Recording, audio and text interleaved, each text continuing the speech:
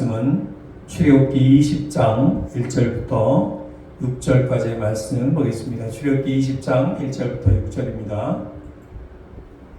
제 20장.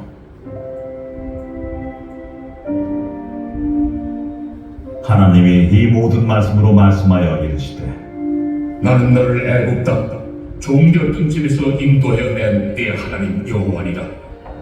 너는 나 외에는 다른 신들을 내게 두지 말라. 너를 위하여 새긴 우상을 만들지 말고, 또 위로 하늘에 있는 것이나 아래로 땅에 있는 것이나 땅 아래 물속에 있는 것의 어떤 형상도 만들지 말며, 그것들에게 절하지 말며 그것들을 섬기지 말라. 나 네 하나님 여호와는 질투하는 하나님인즉 나를 미워하는 자의 죄를 갚되 아버지로부터 아들에게로 3, 4대까지 이르게 하거니와, 나를 사랑하고 내 계명을 지키는 자에게는 1000대까지 은혜를 베푸노니. 시간에 우리 명절에 생각할 복이라는 제목으로, 제가 잘못 썼는데 명절에 생각할 복이라고 하는 제목으로 하나님 말씀 보도록 하겠습니다. 우리 설날의 인사는 뭐라고 인사합니까? 뭐라고 인사해요? 새해 복 많이 받으세요, 이렇게 인사합니다. 새해 복 많이 받으세요. 사람은 누구나 복을 받고 싶어 합니다. 사람이 돈을 많이 벌고 싶은 이유도 무엇 때문입니까? 행복하기 위해서. 우리가 복이라고 하는 말에는 그런 것이 있습니다. 누구나 다 복을 받고 싶어 합니다. 더 나아가 대대손손 자손이 행복하게 살기를 바랍니다. 복 받기를 원합니다. 지금 오늘은 우리 가정만 모여서 예배를 드리기 때문에 가만히 생각해 보건대, 그럼 나는 복을 받았는가? 우리 엄마 아빠는 복을 받았는가? 복 받은 것 같아요. 복 받은 것 같아요. 지금까지 하나님께서 건강한 육신을 주시고 또 바른 마음을 주셔서 지금까지 살아오게 하신 것이 복이 아닌가 생각합니다. 그럼 우리 할머니, 할아버지들은 복을 받았나? 어떤 부분은 받으셨고 또 어떤 부분은 못 받으셨다, 이런 생각이 듭니다. 근데 부모가 자식을 생각할 때 내가 복을 받았는데 자손이, 후손이 복을 받지 못한다면 얼마나 슬플까, 이런 생각을 합니다. 자식이 잘 되기를 바라는 거예요. 그럼 어떻게 해야 대대손손 복을 받을 수 있을까? 성경은 이렇게 말합니다. 구원은 복음을 믿음으로 받고, 복은 말씀을 지킴으로 받는다. 다시 한번 말씀드려요. 구원은 복음을 믿음으로 받고, 복은 말씀을 지킴으로 받는다. 우리는 죄인이기 때문에 말씀을 지킨다고 해서 구원을 받을 수는 없어요. 구약시대 때는 율법이죠. 오늘날 신약시대 때는 우리 계신 말씀이에요. 말씀을 지킨다고 해서, 그걸 실천한다고 해서 구원을 받을 수 있는 거 아니에요.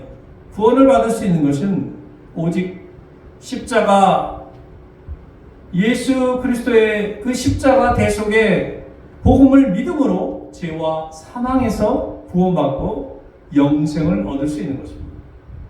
그러니까 구원받는 성도에게서 이 말씀은 구원의 도구는 아니지만 인생의 바른 지침은 돼요. 그러니까 그것을 지킴으로 복을 받는 것이다 라는 것입니다.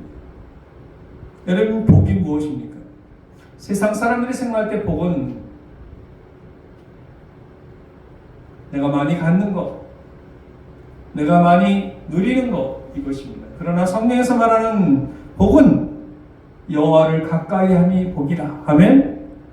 하나님이 나와 함께 하는 것이 복이라고 얘기했어요. 그래서 그 복을 받는 것은 말씀을 지킴으로 받는 것이다 라고 이야기하는 것입니다. 오늘 본문에는 모세에게 하나님께서 십계명을 주셨습니다. 십계명은 모세가 시내산에서 받은 하나님의 말씀입니다. 율법입니다. 특별히 오늘 말씀을 읽은 6절을 보면 놀라운 약속이 들어있는데 뭐라고 이야기하냐면 1000대까지 복을 받을 것이다, 이렇게 이야기합니다. 물론 산술적으로 천대를 말하는 게 아닙니다. 여기서는 무엇을 얘기하는 거예요? 우리가 국어 시간에 배웠잖아요. 수사법상 강조법이에요. 그만큼 오래오래 대대손손 복을 받게 된다, 이런 뜻입니다.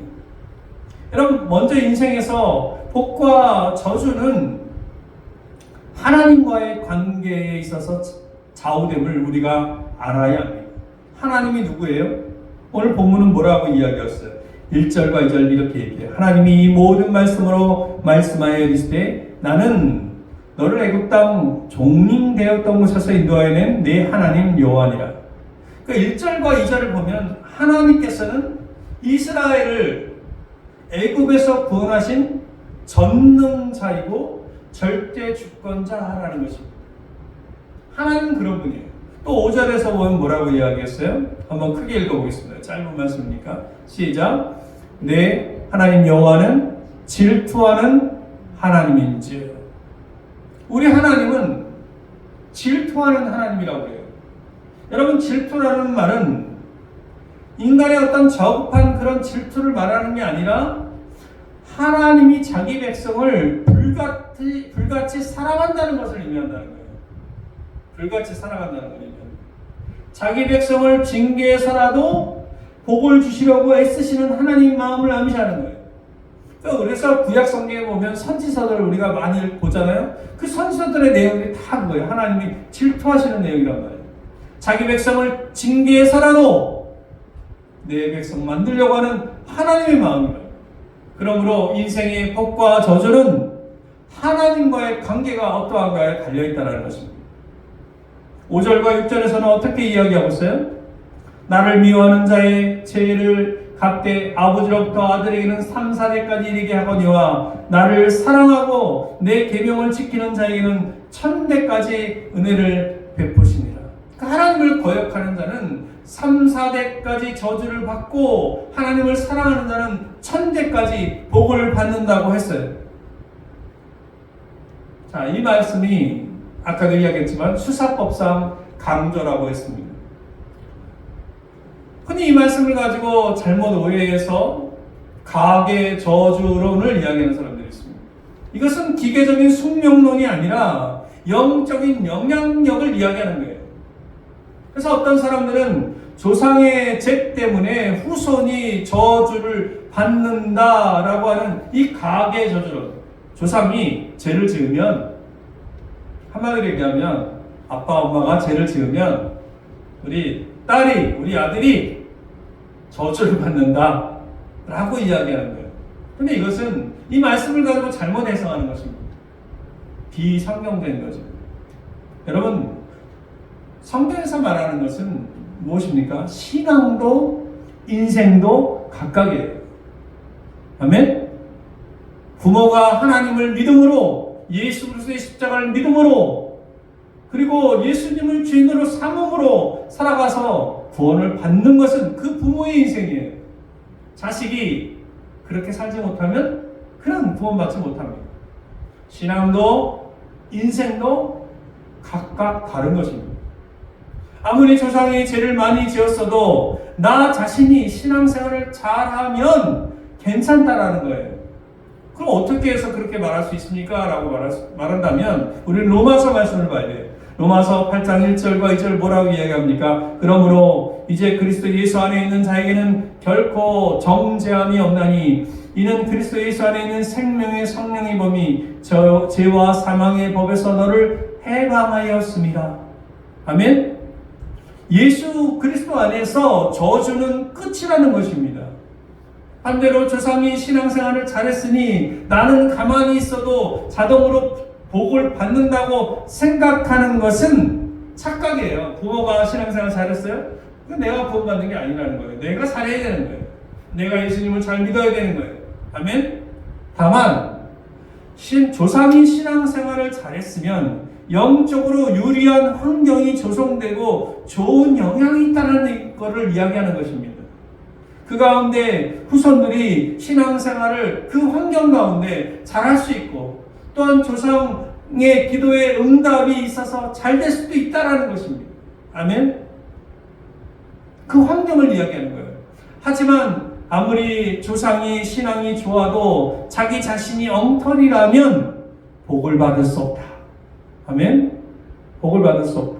그러므로 복을 받는 비결은 신앙의 그릇인 온전한 신앙을 내가 준비하는 것이고, 우리가 이 설날에 생각할, 이 명절에 생각할 복은 하나님이 주신 그 말씀 안에 거하는 온전한 신앙 안에 거하는 거예요. 아멘? 그래서 온전한 신앙이 무엇인가 우리는 정리해 볼 필요가 있습니다. 오늘 본문에서 이야기하고 있어요. 3절에서 뭐라고 이야기하고 있습니까? 너는 나 외에 다른 신들을 내게 두지 말라. 온전한 신앙이란, 복받는 온전한 신앙이란 오직 하나님만 섬기는 신앙이라는 것입니다. 하나님만이 유일하신 신입니다. 이 세상에 있는 사람들이 만들어온 수많은 신은, 그런 것들은 인간이 만들어온 신들이에요. 그걸 어떻게 할 수 있어요? 예수님만이 살아나셨습니다. 할렐루야! 예수님만이 부활하셨다는 거예요. 이 세상 어떤 누구도 죽음에서 산 적 없어요. 이슬람을 창시한 마호메트도, 불교의 부다도, 누구도 다시 살아난 적이 없습니다. 그러나 예수님은 다시 살아나셨어요. 그가 신이기 때문에. 아멘. 새해가 되면 안 믿는 사람들 가운데 뭐 재미로 본다고 하고 토종 비결을 보는 사람들이 있어요. 그게 자신의 인생을 숙명론적으로 살아가는 거예요. 하나님은 전능하신 분이시기 때문에 하나님을 사랑하는 자들에게는 가장 좋은 것을 복으로 주실 것입니다. 그리고 온전한 신앙 안에 거할 때 하나님을 섬길 때 우리는 복을 받은 거예요. 이미. 아멘. 두 번째로 온전한 신앙으로 복받는 비결은 무엇입니까? 하나님을 올바로 섬기는 신앙입니다. 4절과 5절에 뭐라고 이야기하고 있습니까? 너를 위하여 새긴 우상을 만들지 말고, 또 위로 하늘에 있는 것이나 아래로 땅에 있는 것이나 땅 아래 물속에 있는 것에 어떤 형상도 만들지 말며 그것들을 절하지 말며 그것들을 섬기지 말라. 십계명에 나오는 내용이죠. 다른 신들의 우상을 섬기는 것도 잘못이지만 영이신 하나님을 형상화하는 것도 잘못이에요. 그러니까 어떤 경우에서는 우리 십자가라든가 어떤 그 교단에서는 십자가를 안 다는 교단도 있어요. 그래서 이걸 형상화하는 거다. 중세시대 때 굉장히 그런 형상화하는 일들이 많았죠. 우리는 영이신 하나님을 예배하는 거예요. 영이신 하나님을 말씀과 성령의 도움으로 만나고 예배해야 한다라는 것을 말하는 것입니다. 영이신 하나님을 예배하고 경배할 때 우리는 온전한 신앙으로 복을 받을 수 있는 것입니다. 세 번째로, 어떻게 하면 온전한 신앙으로 복을 받을까? 아까도 이야기했지만 하나님의 말씀을 철저히 지키는 신앙입니다. 우리 6절 말씀 읽고 마칠 텐데 한번 같이 크게 읽겠습니다. 시작. 나를 사랑하고 내 계명을 지키는 자에게는 천대까지 은혜를 베푸느니라. 하나님은 이렇게 말씀하셨습니다. 내 계명을 지키는 자에게는 천대까지 은혜를 베푸느니라. 하나님의 말씀을 지킬 때 복을 받는 거예요. 하나님 말씀을 지키면 올바른 길을 가는 거예요. 그러니까 하나님과 함께하고 하나님과 늘 동행하게 되는 거예요. 하나님의 말씀을 지키지 않으면 올바른 길을 가지 못해요. 그러니까 하나님과 함께하지 못해. 그러니까 복을 받지 못하는 것입니다. 쉽게 얘기하면 그런 것입니다. 하나님 말씀에 순종하는 것이 곧 하나님을 사랑하는 증거라는 거예요. 아멘.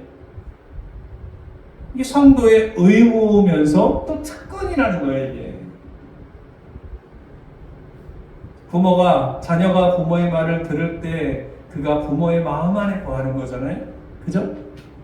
그런 것처럼 우리가 하나님의 하나님 말씀을 들을 때 우리는 하나님 마음 안에 거하는 것입니다.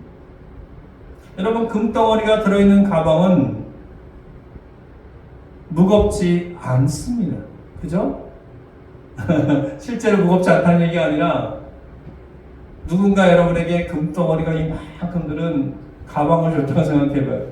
그걸 들고 집으로 가져가야 되는데 아마 끌고라도 갈 거예요. 그죠? 무겁지 않은 거예요. 그런 것처럼 말씀은 부담스러운 것이 아니라는 것입니다. 말씀이 어려운 것 같지만 말씀을 지키는 것은 복이라는 거예요.